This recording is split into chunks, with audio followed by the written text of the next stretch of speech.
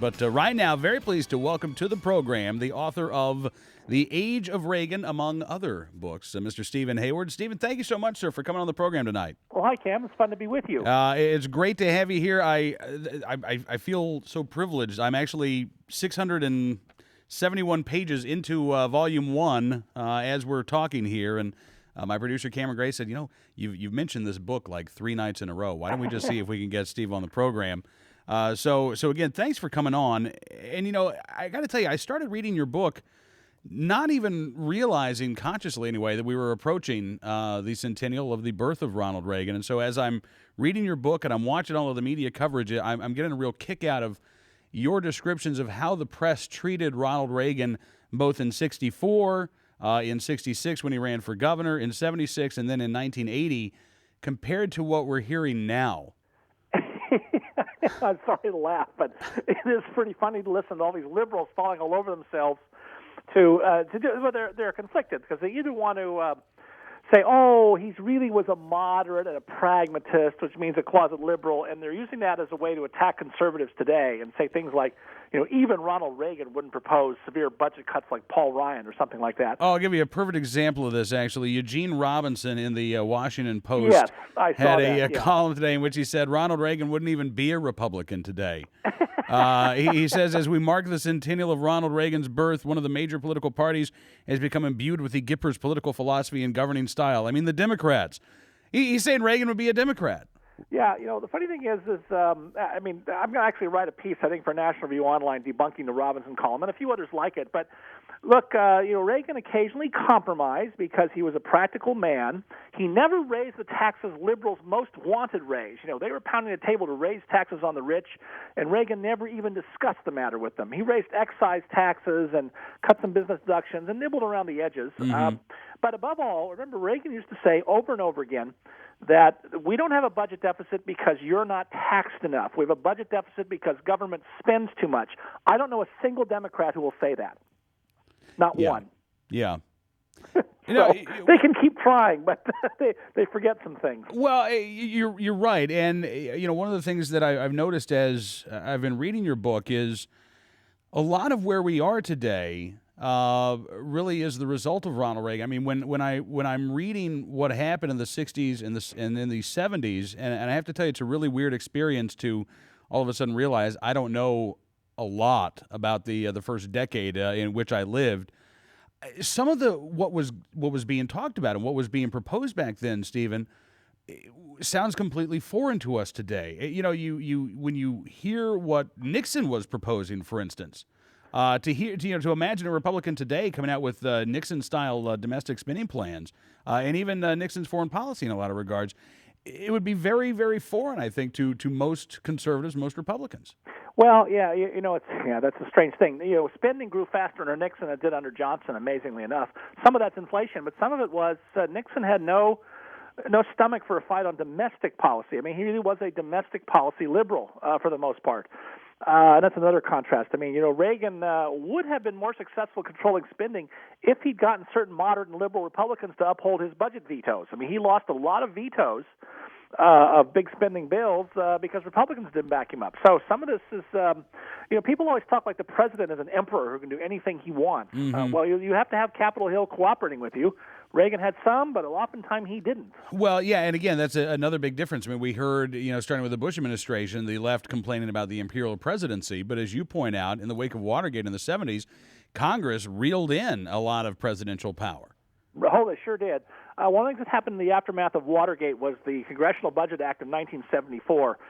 And it is not an accident, as the Marxists used to say, that government spending has really exploded since then, because that is a mechanism that makes it harder for the president, who has limited powers anyway, to control spending, and it completely erodes any discipline in Congress to control spending. And so that's something the new Republican House ought to take a look at reforming. Absolutely. Now, I also thought it was fascinating when you were discussing the 76 Republican convention where, again, going into this, the idea that Reagan was just neck and neck with Gerald Ford. You didn't really know what was going to happen. Neither candidate had enough pledged delegates to win on the first ballot. Ultimately, Reagan ended up losing. But you point out that Reagan delegates and the Reagan campaign was really responsible for transforming a lot of the Republican platform that year, including on the issue of gun control. Right. That's when the platform really began to get much more openly conservative on gun control, abortion. That was the first national convention since the Roe versus Wade decision. On foreign policy, they didn't like Kissinger and détente. And so even though Reagan lost the delegate count, he might say in a larger sense he won the convention. That really was the last convention that was seriously contested, and it was really uncertain going into it. Now they're all done way ahead of time, and the platforms, there are a few fights now and then, but not very much. But that one really was open all the way to almost the last night. Yeah, and you know, the impact that had going out of the convention in 76, while Ford was the candidate, you point out that as Reagan was campaigning for Ford around the country, a lot of times he was getting bigger crowds than when he was a candidate. That's right, yeah. Well, you know, what happened if, and you can look this up on YouTube, and a lot of people have written about it, but, you know, Ford invited Reagan down the last night, and Reagan made about a 4-minute impromptu speech, and at the end of that speech, everyone said, the entire hall, or nearly the entire hall, even a lot of the Ford loyalists realized they'd nominated the wrong man. And you saw the future of the party at that moment, regardless of what happened to Ford. And so a lot of people who in the media, of course, thought Reagan was washed up, but Reagan was all set to saddle up and try again 4 years later. It's you know, reading this and seeing how he was able to respond to that, because this was the first election that he had lost in 76, and to see him rebound. And it was interesting. So many of his advisors said one of the things that they liked about Ronald Reagan is that he wanted to be president, but if he didn't become president, it wasn't going to be the end of of his world. Well, I think that's right. I mean, he was, the guy actually liked reading he liked reading Zane Grey novels and books about horsing and ranching, and he wasn't all politics all the time. On the other hand, he was a tough guy. He was very resilient, and he also was ambitious. And so, you know, you shouldn't underestimate that genial exterior he had, how determined he was to become president, and because he thought he was the only guy who understood what needed to be done. And I think there's a lot to be said for that view. Yeah.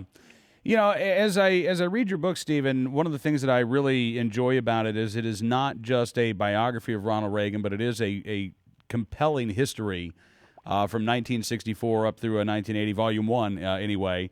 And towards the end of the book, as President Carter, enters the picture here, he really serves in real life as well as in your book as a real foil to President Reagan. And I got to tell you, I've really been struck as I've been reading more about President Carter's term in office. A lot of comparisons keep running through my mind, Stephen, about another president. Yes, Obama's looking an awful lot like Jimmy Carter's second term. Okay, you said it, not me. I mean, everything from the campaign that was run, when you actually had media who were honest enough to say, we don't know who this guy is. Yeah. But, you know, by the time 2008 rolls around, I don't think anybody knew who President Obama was, but the mainstream media didn't really care. They wanted him to win anyway. Yeah, they'd fallen in love, yeah. But no, the broader point you make is, you mentioned yourself that you were a youngster back in the 60s when, I think we said, when Reagan was... I was a twinkle in my father's eye in the 60s. I was a youngster in the 70s. Oh, the 70s, okay. Yeah. Well, part of the reason I wrote the book the way I did is I thought it was important to place Reagan against the larger backdrop so that you understood exactly how it was that liberalism came apart in the 60s and 70s. How Reagan and also the conservative movement began to gather strength and rally in the 70s, how ineffectual Nixon was in certain ways in resisting the liberalism of the 60s, even though that was his intention. He failed at it. So, I wanted to paint on a very broad canvas. It's a long story, but I had a premonition quite a long time ago that Edmund Morris's official biography of Reagan would not do that. It not only did not do that, it didn't do much else either, it turns out. But that's another story for another day.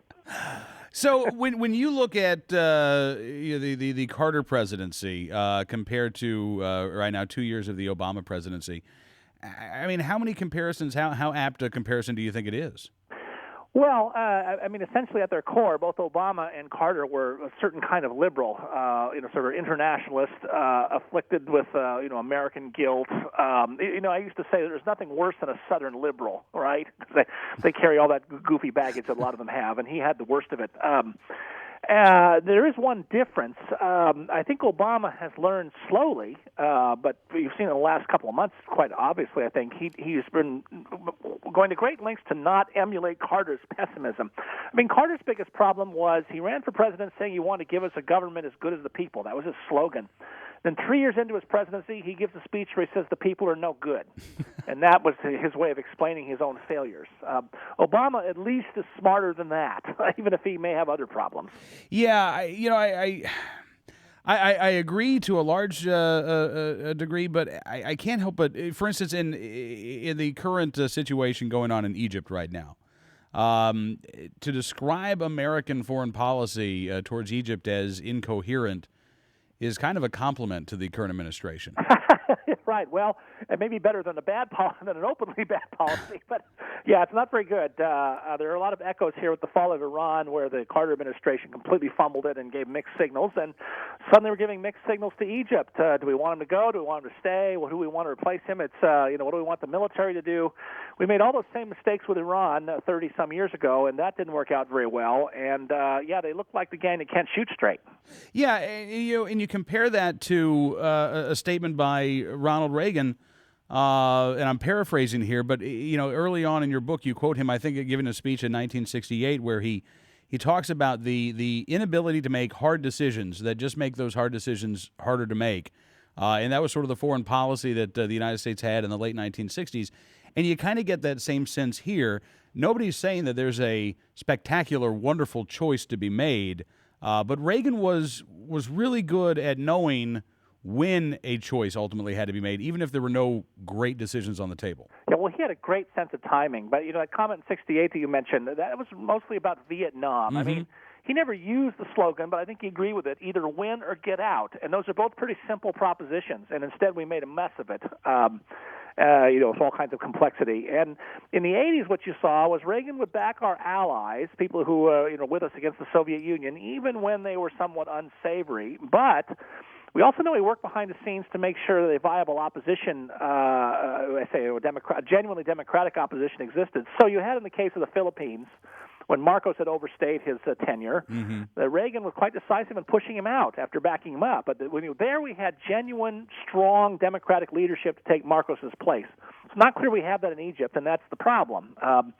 And suddenly, the Bush people apparently talked about this some, but it's not clear what they did, and it's not clear what can be done. These countries around the world are not just Play-Doh that we can make anything we want out of them. Right. As we found, to our exhaustion in Iraq and in Afghanistan. So, each one of these is a hard case, but Reagan could be quite decisive when he was up against the wall in these things. Absolutely, and the notion that Ambassador Jeane Kirkpatrick put forth that authoritarian regimes are not the greatest. They're not what we strive for in terms of a government that we the people want, but there is a difference between an authoritarian regime that allows a certain amount of freedom that ultimately will be the cause for the fall of that authoritarian regime, and a totalitarian regime which kind of sucks all the oxygen out of the room and doesn't even let that spark of liberty exist. Yeah, no, that's quite right. I mean, what you saw in the 80s was, I don't know the number, but it was in the dozens, I think, of countries that went from being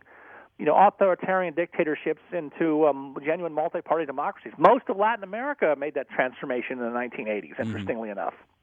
Well, again, Stephen, I can't tell you how much I am enjoying the Age of Reagan. Hopefully I'll finish off Volume 1 tonight. I can start Volume 2 tomorrow. And I would strongly encourage anybody, if they want to know more about our 40th president during the centennial year of his birth, to pick up your books. They're a fantastic read.